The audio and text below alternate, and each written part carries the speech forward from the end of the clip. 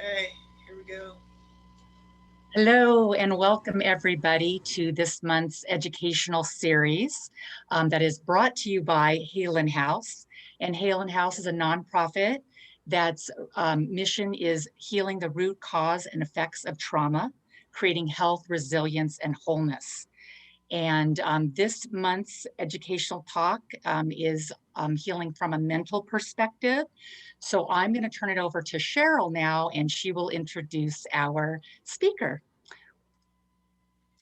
Hi, everyone. Our speaker this month is Maria Cookson, and she's a native Oregonian who was born and raised in Medford, Oregon, in the beautiful Rogue River Valley.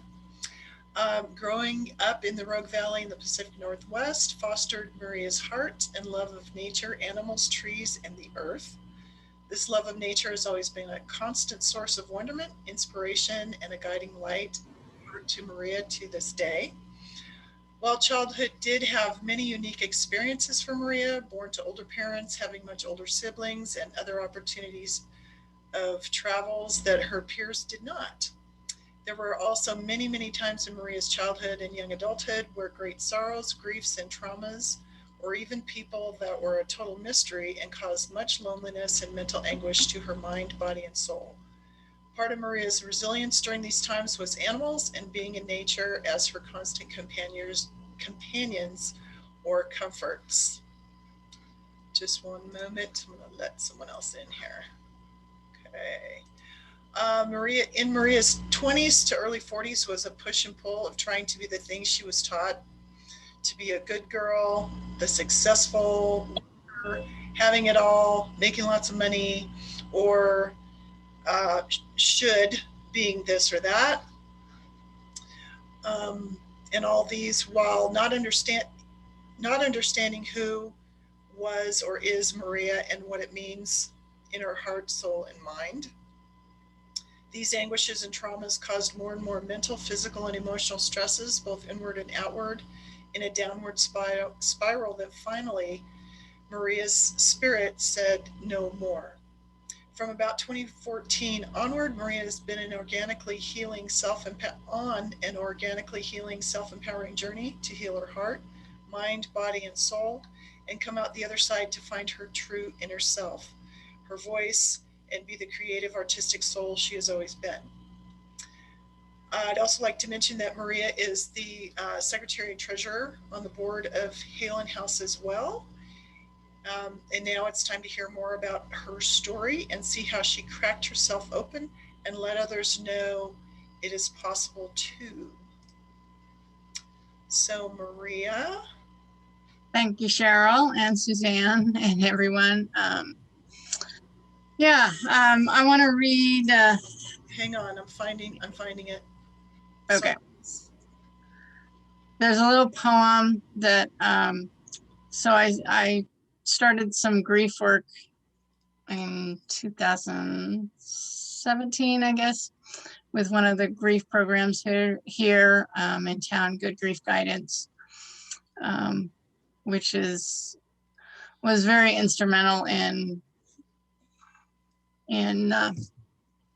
really kind of cracking myself open and to have this healing journey. So there was one of these poems with an invitation that we did. So I'd like to read that first. And so it's called Cracked. I am cracked completely.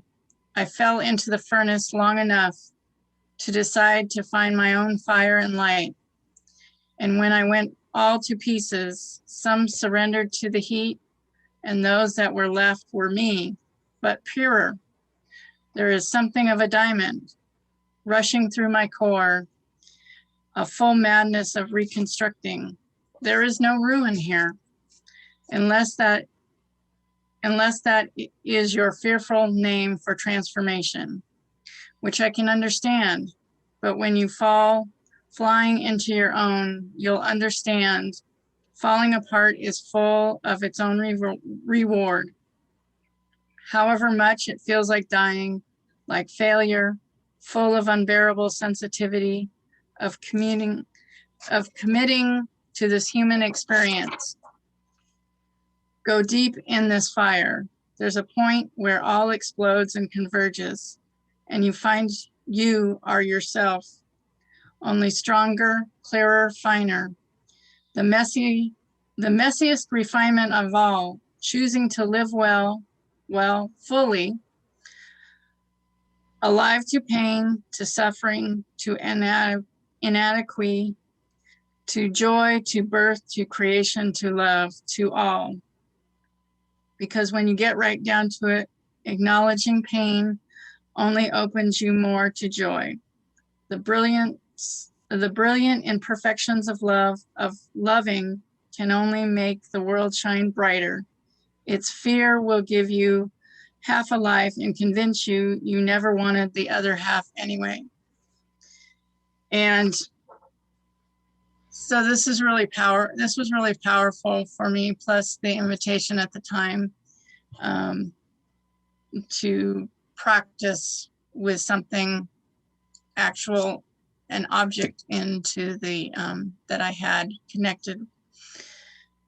In the grief and traumas of childhood, which we all have,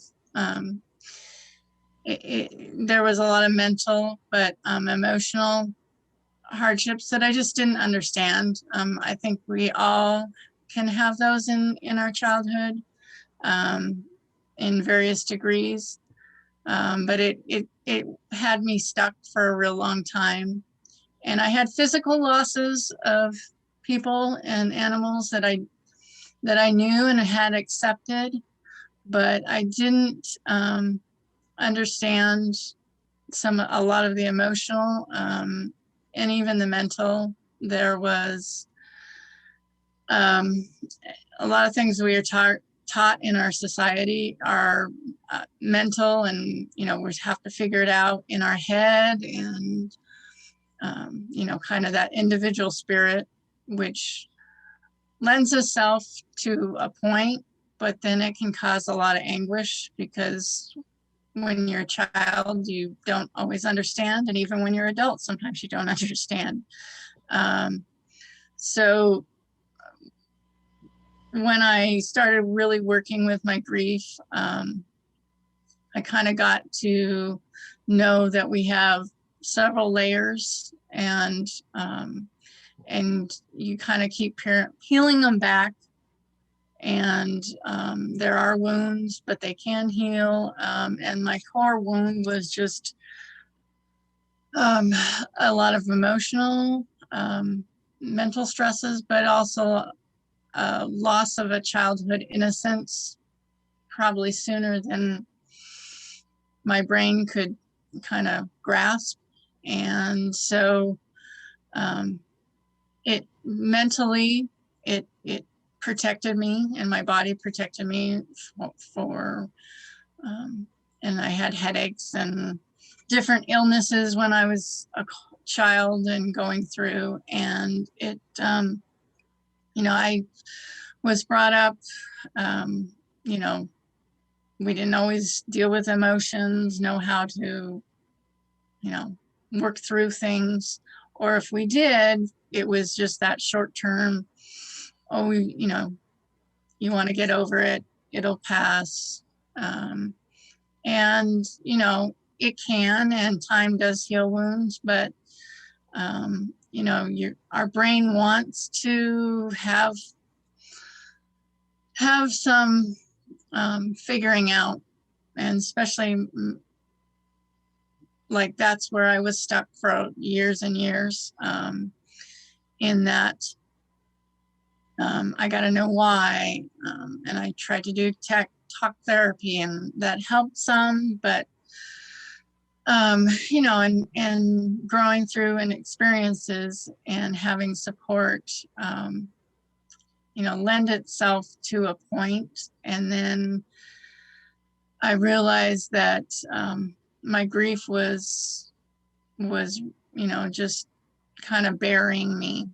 And so taking steps through more for the program that I went through, but also It was experiential, it was talk, it was reflection. We worked through the Joseph Campbell's A Hero's Journey, kind of going in story. And that was huge for me to realize, like, I had a story. I think a lot of us don't always realize, like, it may be our family story, or we may have held secrets, or something did happen to us, but it still doesn't always connect that it is that, like, you can change the story. You can take control of it. Just because this happened to you as a child or even later as an adult, you don't have to stay stuck in it. And our brain and our body is amazing, different complex of systems that is very good at protecting us, which I can be thankful for, but at the same time, it left me stuck. So working through my grief, and this poem, Cracked, allowed me to see that that just because, like, I felt broken or I felt stuck, it doesn't have to be that way. And that's one of the things, like with nature, I have always, it was a guiding light, and I still use it to know that the seasons, everything changes. We, as humans, don't always like change. We like our routines. It's easy to be in that consistency. And that has its parts, but we also need to know that things change, life changes. We're gonna live, we die. I learned a lot too about the way our culture doesn't always talk about death. A lot of other cultures will, and I've studied history and art throughout my life. Many other cultures will have more of a celebration and a communal way to talk about these hard issues, so that we all know that we're not alone. I think that's one of the biggest things with mentally, that I think many of us struggle through. And I can imagine this past year, many of us have struggled. We have been physically told to be distant and can't see each other, or we can't touch each other. And that makes it really, really hard. We all need that. We need human touch, physical closeness, closeness for people to allow to be just even in the same room, and know that they're safe spaces. And even though I had, that was missing for a long time, or I thought I had to be something else. And I thought I had to be like in this perfection kind of way and knowing everything. And I think a lot of us now, even currently, probably feel that way, that, or we feel like someone's supposed to tell us, what to do. And we do, but we also need to really look inward and look at our intuition, feel our intuition, connect with nature. If you feel stuck, try to work through, if you love nature, get out in nature, connect with your animals. I loved art when I was little, and appreciated for years and years, but I was stuck in this perfection or this idea that I would want to, I had to make a product because our society likes us to be making and doing things, making money, be successful. And at the heart of all of us, I think is a deeper meaning. We need to connect, and we all are very unique and individual, but at the same time, we're very connected in so many ways. And when I started being able to go through my grief and looking and kind of having different perspectives, just and with some of the invitations to actually kind of not just writing, but thinking, connecting in a different way, and making things. We talked about our losses, even like to go back over time and see maybe you had physical losses of people that you've lost or animals, but then also there's all kinds of other losses that we deal with constantly. And our brain likes us to forget some of those, or we're so much just trying to survive that we forget. We forget a lot of the good too. We get stuck in our griefs and traumas of that event or that events, and our brain likes to ruminate on those, feel that hamster wheel, and we can get out of it. It's not always easy, but it can be done, and it can be with little things, and that's one thing where I love nature to connect with as a seasonal, to know that there's going to be the bright light in spring, summer, fall, winter. Things will die, things will change. We may need to be in kind of like in the planting, the gardening, in the dark. And then with spring comes, we start, growing and moving around. And so,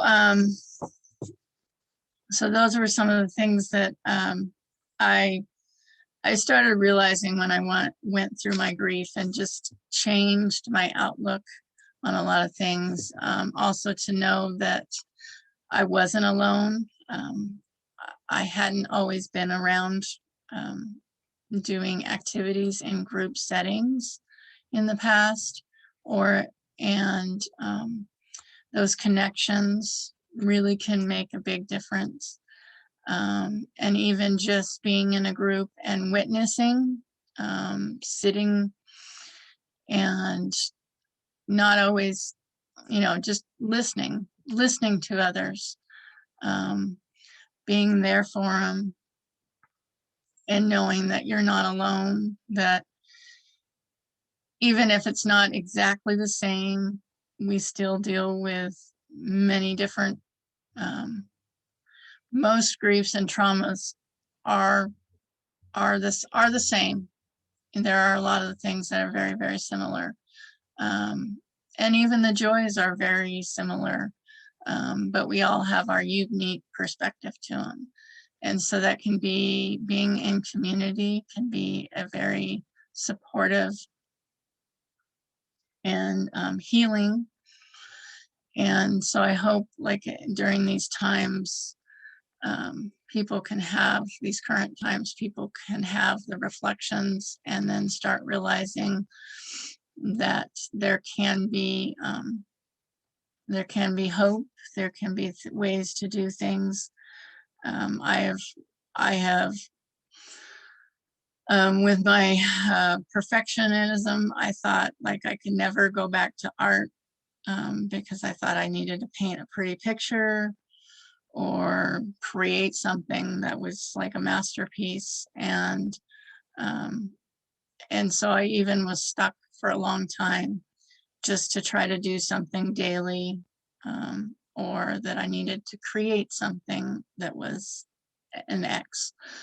And you don't have to, just a daily movement, scribbles, putting paint to the canvas or paper, making something, even moving around, dancing can be, getting out in nature. There's so many things that you can do, and you start opening up just a little, and then you think, oh, okay, I can do that. Or if you do a scribble, then you might see some clouds, or you see a face, and you can start, like it'll start a domino effect of, oh, this is an aha moment, or oh, I was just having fun and playing. I think so much too, we get stuck in mentally that we have to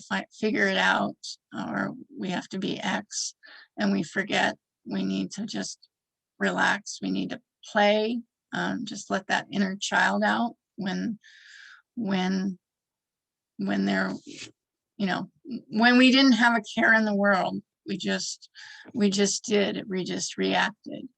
One of the things that one of my invitations that really changed the way that I saw that perfection, and that word is just a crazy word, just an idea, is with my childhood. I had dolls. I loved dolls. And so one of the invitations was to with your core wound, to change, to break something. And that's part of this poem that I read, is to break open something. And so I had, I lost my dolls in a house fire and everything. So I lost all my possessions, or most of my possessions, when I was in college. And, but I found a doll, and she was a porcelain doll. And so I actually, I took this because with my loss of childhood and everything, I wanted to, and she had big puffy hair and everything. And so I physically took a hammer, and I just got this at the thrift store. And it's probably hard to see, but I was able to break her face, and you can kind of see her cracks. And she was broke. And I was able to put her back together, and I changed her hair up, and took some of her dress, and this physically was a release that was huge for me. And the act of putting her back together, and even though I can see her cracks, I know that she is whole, and she's beautiful. And that was a real big part of my healing journey, is that we all go through that. Life will have bumps and bruises, and we can put it back together. We change it up. We can still, and we're whole, and we can do new things. The piece behind me is a meditation. That's the female Buddha, Tara. And she was one that, if you had said that I could paint, I would be painting an image of a female Buddha. And I would have said, you're crazy. I would have said, I can't do that. I can't draw a face. I can't do this. I can't do that. I used can't and negative words for a long time. Even in my eating, I was always negative. I've gone through some nutritional health but also in this painting practice, it was a meditative practice. And I had aha moments. I took the time. I enjoyed myself. I did struggle, but I worked on mindfulness and also just being in my presence. And so I still have struggles, but I am working through, and I also know that by taking each day as it comes, I am so much more mentally stronger. I've worked through my grief. I may have new griefs come up, and I know I can survive. I have myself, which I didn't have for a very long time. I have family, husband, friends, animals, and a wonderful, amazing world to go out and try to explore every day. And so I want everyone to know that even if you're struggling, that there is hope. You can take a little teeny bit at a time and make a change, and that will change, and your perspective will change, and there is healing, there's hope, there's community.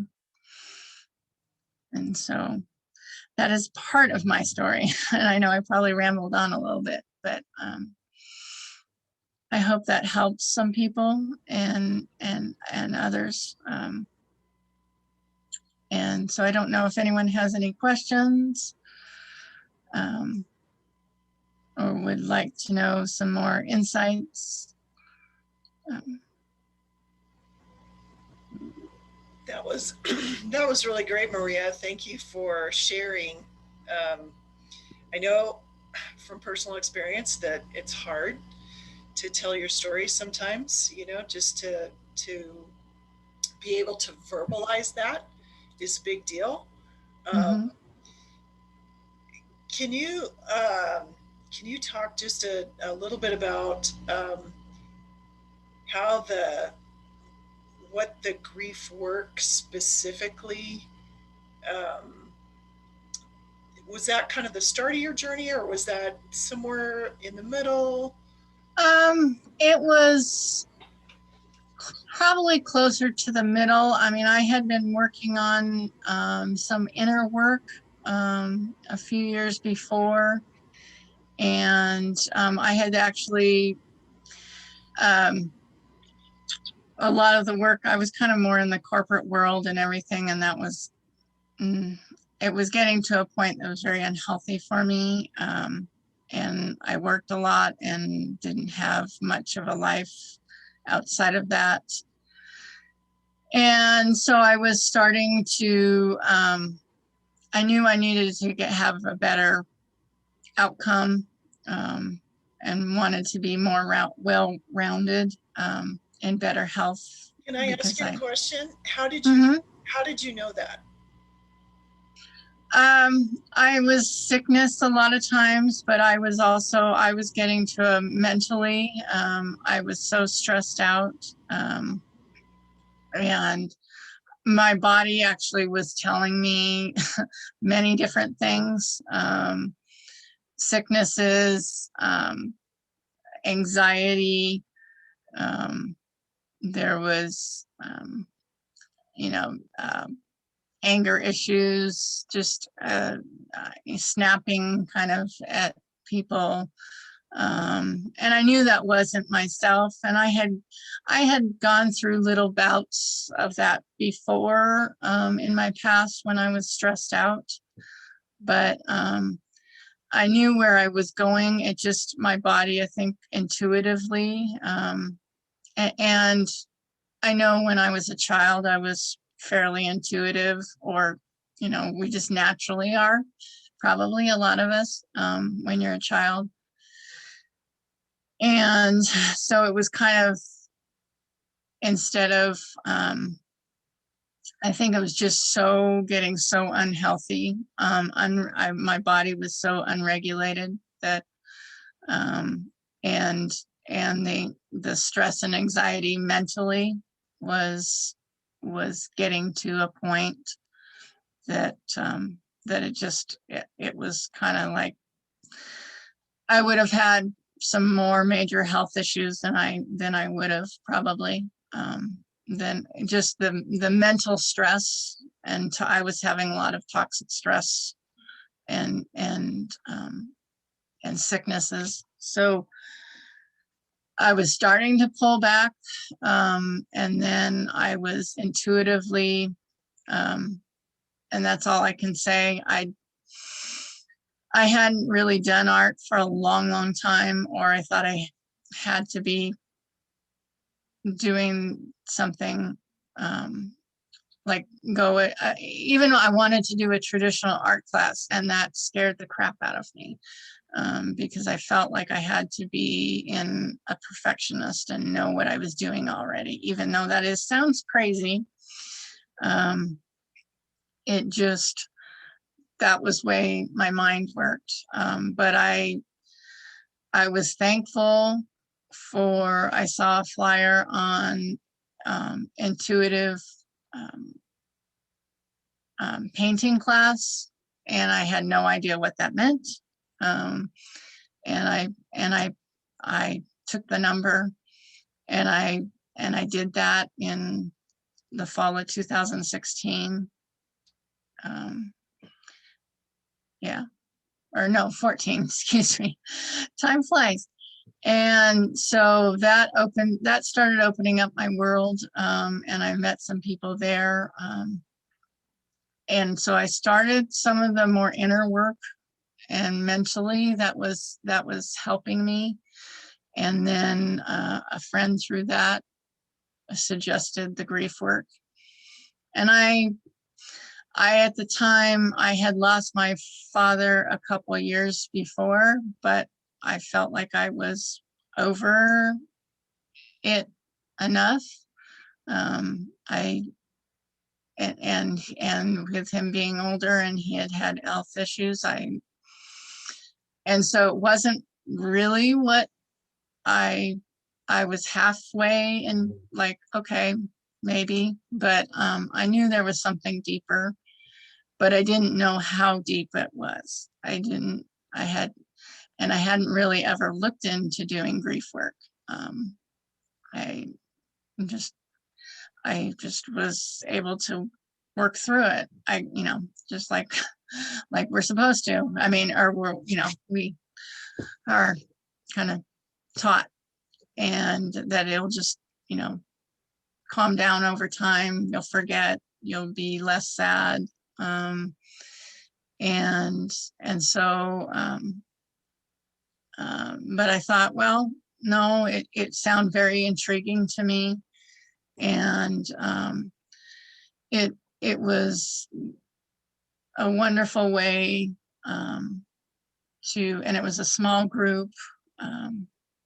I knew two of the people in there, but I was just sort of knowing them, and then became a very in-depth, but in a very safe and loving way. And there was a multi-step process, and that for me was so much more, because there was interactions, just more than just a group or just even a regular journaling.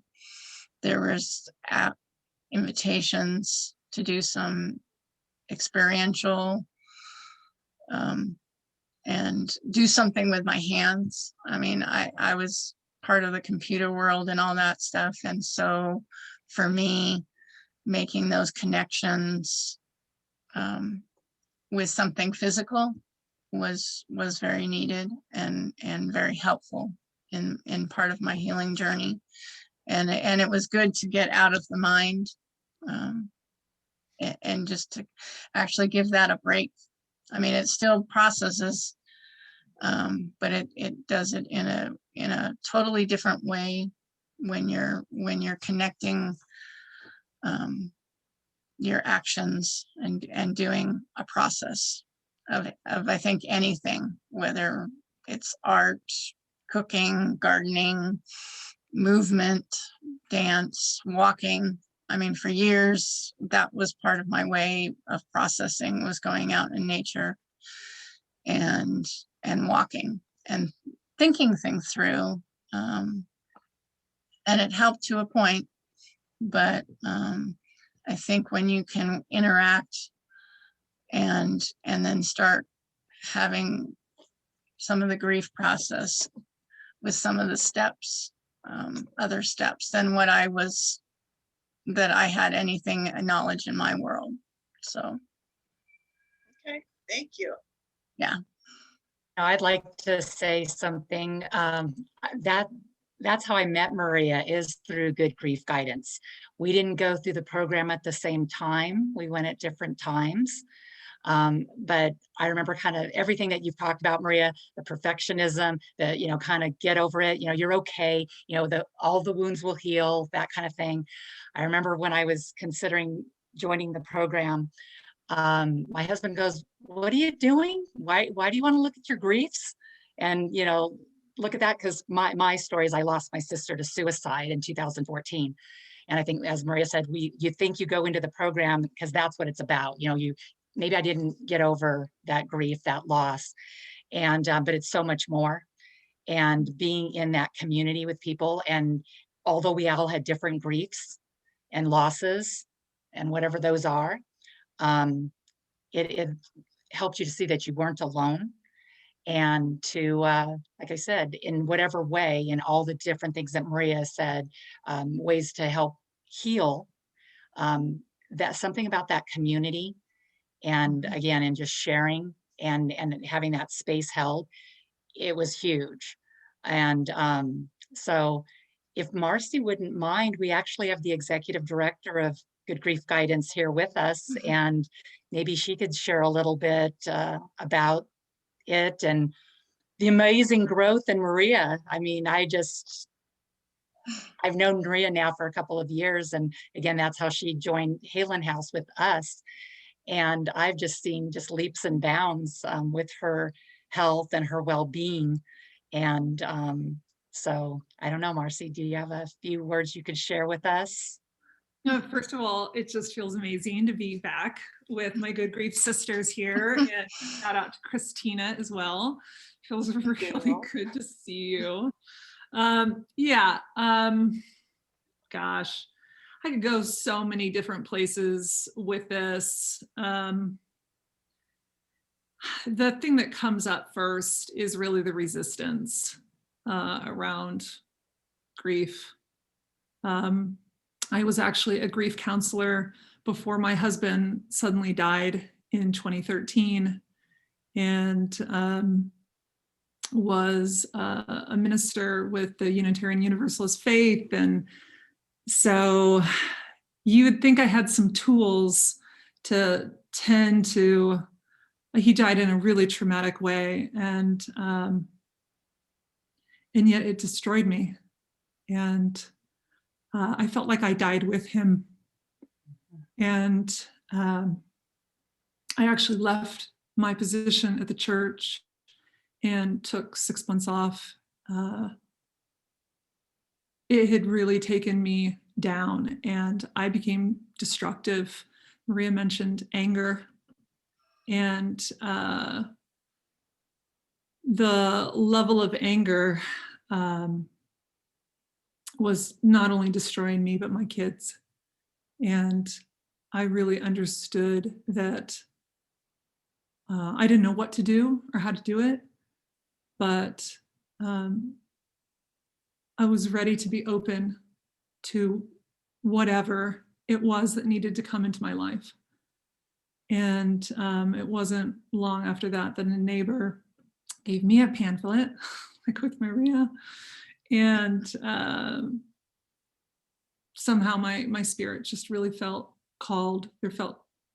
It was time. There was some sort of kinship. And yet I'll never forget the very first time that we all met as a group. I can still see my corduroy pants that I was wearing. And I was sort of just picking at the corduroy of the pants. I don't think I looked up once that entire 2-hour meeting. It took all of my willpower to just stay in my chair and not leave. Because somehow on that soul level, I think I understood, again, not with the mind. None of this grief work is mental. The mind just gets in the way, like Maria was talking about, which is why this is so experiential. We need avenues to drop into the heart, really begin to connect with our spirits and learn to live from that love, that truth of who we are.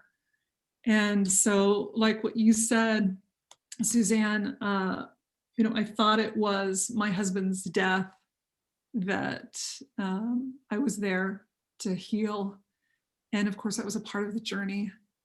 But truly, and again, I think this is why it was so hard for me to stay in my seat, and why Darlene, the founder of the organization, would always say that I was her worst student, because I was the one that put up so much resistance every single week. No matter what she said, what she offered up, whatever the invitation was, I just bucked it. I would shoot back, and she allowed that. She really met me wherever I was at from week to week. And that sort of holding on that most precious spiritual level was an unconditional love. That is what is actually the first tenet of good grief I came to learn through how this program is this unconditional love of holding people, in that we're all to just meet each other wherever we're at. There's no expectation. It's, yes, we all have grief, but however we're living it, however we're relating to it, is perfect. Wherever we're at with it, that's where we need to be. That's the gift. There's an inherent message and beauty and love in whatever that state of being is that we're currently in. And the stages of grief are definitely not linear, but that first one, right, is shock and denial. And I was there for a long time around after my husband's death. But then, the next stage of anger, that's where I was at when I began the program. And so often we're told, I'm thinking about what you were saying, Maria, about we're supposed to look a certain way, we're supposed to act a certain way, we're supposed to live a certain way, we're supposed to have our stuff together. And so anger is not allowed. No. And yet what I have come to understand over the last 5-6 years now is that anger is a really potent message, that anger truly speaks to both the preciousness and powerlessness that we're feeling within ourselves. We feel this intense preciousness with life, and our powerlessness to do anything about it. That life is going to live itself. That's just how it's going to go. Which then brings me really to the next stage of grief, is bargaining. And that's really that mental aspect. That's this, to me, it's one of the most insidious parts of this whole, beyond just the grieving process, it's just even of being alive, because bargaining is really that control piece of the mind. That's where really that resistance comes up, where you go, yeah, but, and if only I, that coulda, woulda, shoulda, and where we beat ourselves up, and where we really truly get stuck in our grief. We can get stuck in all these different stages. Bargaining is a tricky one, because so many times we think, again, we get stuck in the mind there, where we say, well, if I do this, then somehow that's going to counter whatever just heart, the heart is breaking so deeply that the mind is wanting to protect. And so it's trying to control. It's trying to control what was, what is, and how you should live your grief. And so to be able to just put all that down, it was actually, the mystery of life that we're all in here. Like I said, my husband died really unexpectedly. And yet 2 weeks before he died, my kids were really tiny when he died. I had 3 kids, and they were 4, 7, and 8. And it was an insane household. And every morning I would wake up and under my breath just read a poem or a blessing or something, just somehow centering me before the love and chaos of the day would unfold. And my husband was a really heavy sound sleeper, and he could sleep through fireworks going off behind him. So I really caught me off guard one day when I'm reading this little poem to myself, and all of a sudden he shoots up out of bed, eyes still closed. And he was not exactly the most poetic man. He was a scientist and talk about the brain. And he said, in his half sleep state, that's the poem. That's the poem you have to live. And after he died, I went back and I found that poem, and it's the poem that has held me since he died, now almost 8 years ago. And it continues to be my daily meditation that allows me to continue to be present with however my grief is needing to move through me, so that I can embrace myself with tenderness and allow myself to be held actually by the love in my life. That's the other piece of this, that independent streak that so many of us live, especially in this American culture, where grief really allows us to learn how to hold and be held. And I know it's 12:51. I think as I close here today, if you don't mind, it's a really short poem. I would love to just recite it. Absolutely. Oh, yeah. Every line holds huge significance to me. And I'll speak to which those, especially 2 that stand out in the beginning of my grief journey, and then now today. And the poem's this, it's by Jim Cohn. And it starts with, you carry the cure within you. Everything that comes your way is blessed. The Creator gives you one more day. Stand on the neck of fearful mind.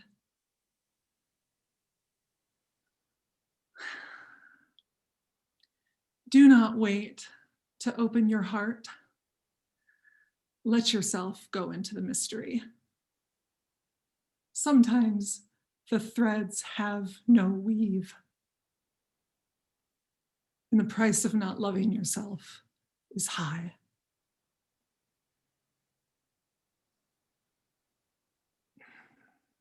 The line in the poem that saw me through and continues to as grief surfaces in new and old ways is that sometimes the threads have no weave.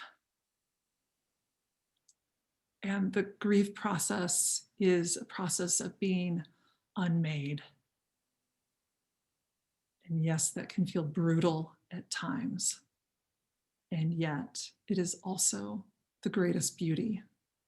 It is by having that weave of who we thought we were and how we lived ourselves, that story that Maria's talking about here today, how we allow it to come undone so that we can, with that communion with others, really begin to understand that we are each other. How we show up and share our stories, it is such a blessing, regardless of the story, regardless what's up. As we share it, we bless not only ourselves, but each other. And so we end up finding ourselves through one another. We not only recognize that I am you and you are me, but I have a better understanding of who I am and beginning to create that weave of, oh, who I am is this whole, how that opens us up into this expansiveness of love with all of life in all of its forms, then truly it takes you back to that beginning of the poem, that you then are able, knowing that you are this whole, which is love, then you are able to welcome everything that comes your way, and understanding that all of life is a blessing, opening us to all the more expanded, deeper, more intimate, beautiful, divine love. Wow. Thank you so much Thank you, for sharing Marcy. that. That is really beautiful. Something I want to say, with regard to Haelan House, we're always about tools, education, resources, and support. And your resource, Good Grief Guidance, is yet another resource that we want, people to know about. And then we also are always about, like these educational series, mentally, physically, emotionally, spiritually, nutritionally, and socially. That's what we always say. This is how grief shows up in your life and how it affects your life, and Maria touched on like almost every one of those things, that her physical well-being because of the grief or loss or, life happens to all of us. And then how does it affect us? But we don't, it's more like to Cheryl, with the mindfulness, how can we respond? How can we respond to life? Because we are, right? Ups and downs, loss, grief, hard times. They're going to happen. And so, anyway, I'm so glad, Marcy, you were able to join us with Maria's talk. I really do appreciate that. And so, Cheryl, did you want to share a few more thoughts on anything before we go? Or I just wanted to thank Maria for her bravery, if that's a good word, to come on here and share all of that with us, because it's really such an important important thing to do for your own healing, and to know that there's loss in a lot of different things. It's not necessarily just the loss of a person, but you can experience grief in a lot of different ways, losses of relationships or jobs or whatever. So trying to look at your life and understanding, seeing those things like she did, what might be pointing to the need to work with grief, if there's anger or your health is out of control, or these other signs that she pointed to, that says, oh well, maybe there's some work for me to do in this, so that I can be healthy, so I can put that little doll back together in a new way, and she's beautiful and she's whole. So thank you for doing this, Maria, today, and Marcy, and all of you who are on here with us. The Healing Trauma Conference is coming up on May 1st and 2nd with a special guest speaker on April 30th. So if any of you are interested in participating in the Healing Trauma Conference, there's a lot of great speakers and tools and resources that you'll be able to experience through that. It's online. And you can just go to thehealingtraumaconference.com to check out who the speakers are and find out more. And then there's a special early bird special pricing until April 15th, which is half the price of what it will be after that. So $50 for general admission and $40 for seniors, vets, and students. And we also have some scholarships available. So if that's something that you're interested in, we encourage you to check it out. I did put it in the chat box. I put the link in the chat box. Since I forgot to mention that. So thank you, Cheryl, for mentioning that. Yeah. So check it out, see some other speakers. And since this is recorded, we're going to post it on the meetups and our Facebook page. So if you know anyone else who might be interested in hearing this, please feel free to share. No, Thank you. And thank you, Marcy, for your comments and everything and all the work that you do and everything. And I think that's some of the stuff that, you know, there's hope. I mean, we can change till we take our last breath, I think is a reminder for all of us.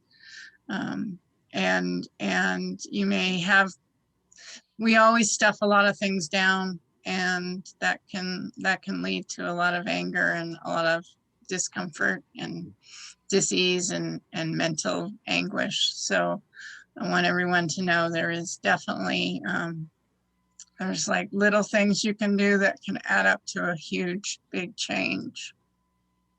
And there's community out there for all of us. So. Great. Thanks, Maria. Thanks, everyone. Thank you so much. Everyone have a wonderful day. Be blessed. Thank you. Bye-bye.